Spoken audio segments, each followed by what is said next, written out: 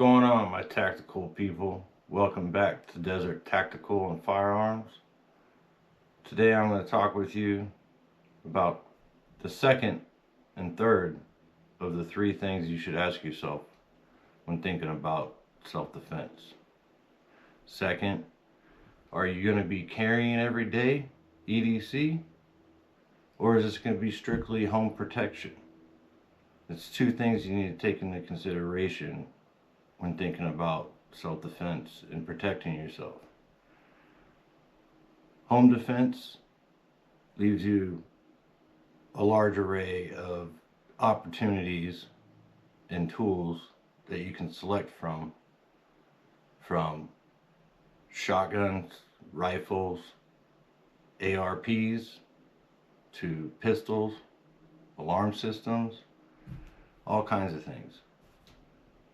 Everyday carry, you're pretty much limited to what you can carry, either in your pockets or in your waistband, in a backpack, a satchel, a European man bag, or a sling bag. It's your choice. So today, we'll talk probably a little more about home defense or EDC. And with that, I'd like to show you a couple different selections that you can choose from. Starting off with a 16-inch AR. This is my 16-inch AR-15 Smith&Wesson M&P 15 Sport 2. It's my first AR-15 that I got before the whole COVID pandemic. So I got it fairly cheap, a lot cheaper than the guys are getting them nowadays. And I spray painted it, gave it a nice little desert coating, you know. So this is one route or option.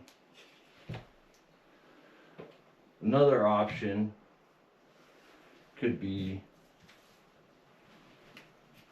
a 14.5-inch AR rifle. This one's been somewhat outfitted out. This is my 14.5 BCM upper on a PSA lower. Mind you, it has the Geisley 42 braid buffer spring and an H2 buffer weight. I have the MAGPUL furniture, MAGPUL grip. I have a Trigger Tech Duty 3.5 pound flat bow trigger. Vortex 1-6. I want to say it's the Vortex Venom. A STREAMLIGHT. Always go with STREAMLIGHT. Best price, still the same illumination as you get with Surefire. I don't know how you guys spend $350, $400 on a freaking flashlight. But Surefire ProTac mounts right to the M-lock. Got a MAGPUL bipod. And I have a DEADAIR 3-prong flash hider. I'm still waiting to get a suppressor for this and the next one I'm about to show you.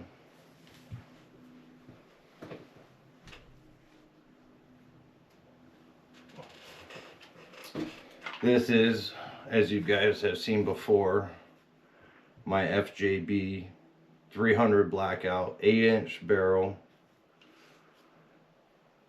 This has been outfitted with a SIG Romeo micro red dot. I have a Q finger slip grip or finger grip, large. You got to kind of modify it to fit on the M-LOK. It's not made for M-LOK. It's made for Q's handguard. SBR Tactical, I want to say it's the SA3 arm brace. When I first got this, it had just the slick buffer tube. I upgraded it to an adjustable so I can get that adjustment on there. And a Trigger Tech Duty 3.5 pound flat bow trigger. And then the what is it? K2 Plus. And then bad something plate back here so I can mount my sling back here if I wanted to. I have a paracord mount on my sling so I can mount my sling here. I like this. This is nice. It's nice, compact. Keep it by your bedside. It's even better if you get a suppressor. 300 BLKOUT is, I want to say, the ultimate combination with a suppressor. Probably the quietest round out there besides the 8.6 now. So those are just a couple of the bigger choices you can have for home defense.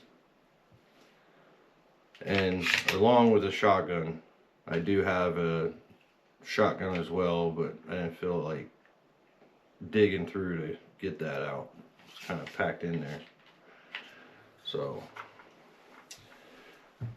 with that, now to go on to EDC, or everyday carry. You can choose from multiple selections of pistols. My first EDC, I can't even remember my first pistol. It's been so long. It's been over 3 decades at least of me carrying pistols, firearms. The first firearm that I personally bought myself was a Springfield XDM subcompact 40 cal, which I still have, but is not around anymore, so I didn't feel the need to pull it out because nobody can buy it. They don't make it anymore. It's discontinued. But with that, my EDC that I carry every day is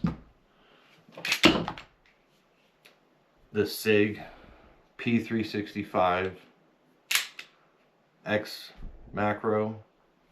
I have the Wilson Combat Grip 407K HOLOSUN, the TLR 7X sub. It is unloaded, just so y'all can see. No mag in there. Get it? Got it? I like this. This is my everyday carry as of right now. This is what I carry every day. It's compact, it's slim, it's easy to carry. I mean, it's almost unnoticeable with the right holster. It still holds 17 rounds plus 1 in the chamber, and that was the big selling point on this. That, and I got it for a great deal. These guns usually go for almost sub 700, just below 700, 680. I got this one for $569. I want to say $572 maybe. So it was sub 6. Yeah. So this is my everyday carry as of right now. Before this one, I had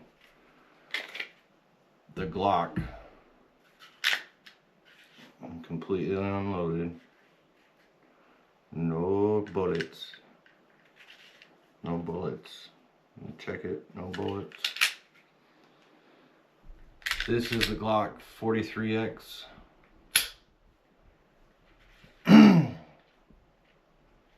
I have Talon grip, a RITON Tactical X3 or X2 something or other.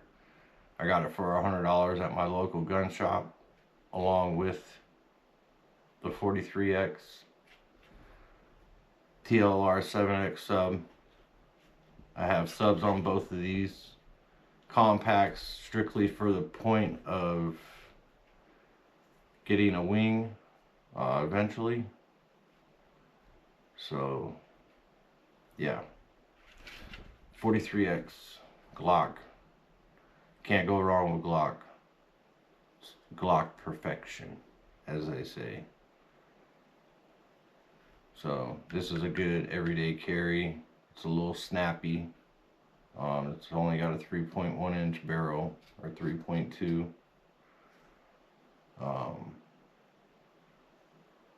Yeah, so there's another option.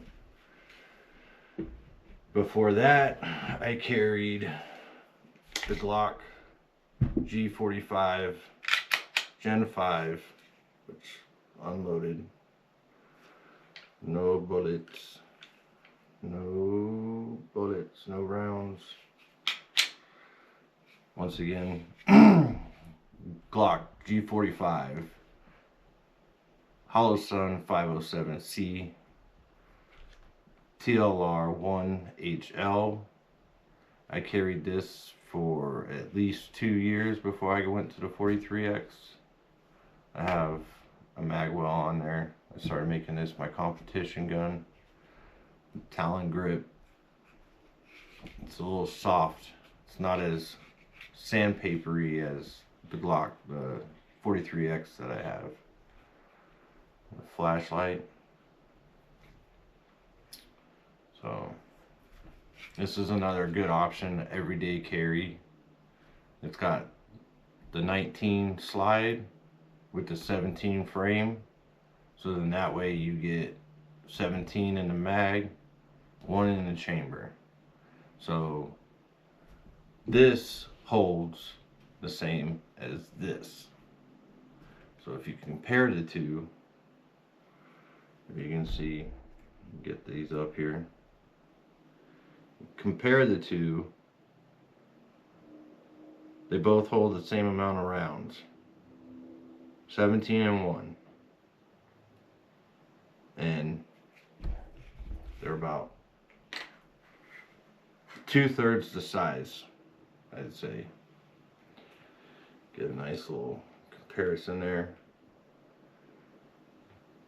2/3 the size.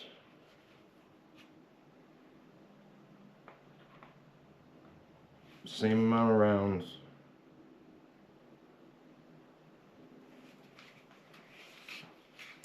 So yeah. Glock, once again, Glock perfection, can't go wrong with it. Never had it jam. It's never failed on me.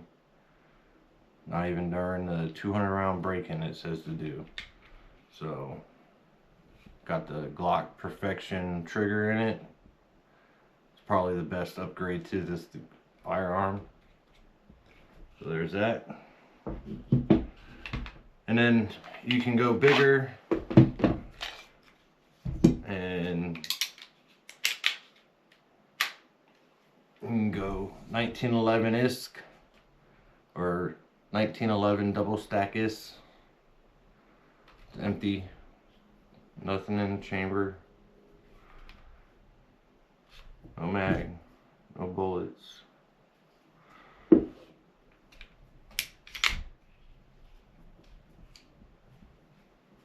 1911 double stack, copyrighted 2011.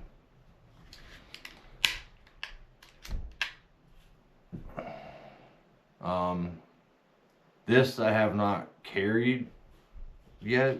I do have the infamous Incog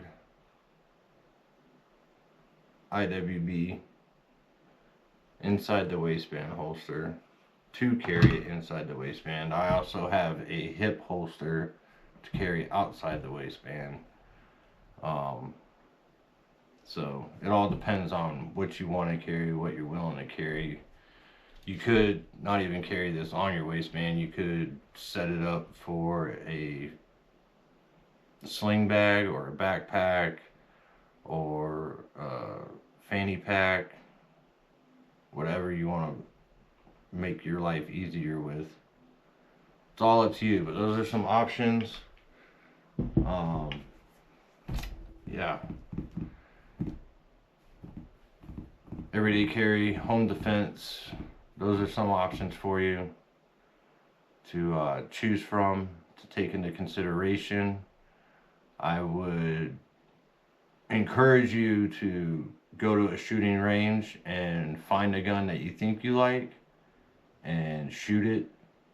Plenty of shooting ranges, indoor shooting ranges, and gun stores that have shooting ranges have a selection of rentals that you can shoot before you buy. Don't just go out and buy. It's costly, and sometimes you don't always like the gun, and you can't just return them.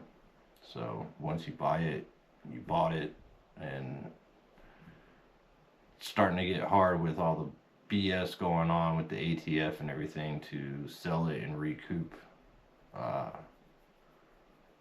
your money, basically. So that's it for today. Thanks for joining me. Like, subscribe, share, get me out there, you know. Hook me up. Money talks, bullshit walks. Later. GoPro, stop recording.